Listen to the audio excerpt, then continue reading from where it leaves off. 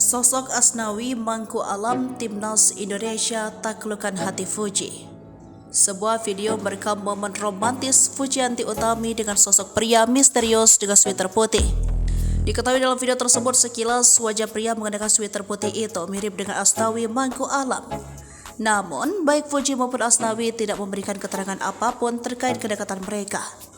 Kedekatan Asnawi dan Fuji menjadi viral sejak beredar di TikTok pada Jumat 8 September 2023. Kabar tersebut tersebar ketika video Fuji menyaksikan laga uji coba agenda FIFA Match Day di Stadion Gelora Bung Tomo, Surabaya, Jumat 8 September 2023. Lantas seperti apa sosok Asnawi yang mampu mencuri perhatian Fuji?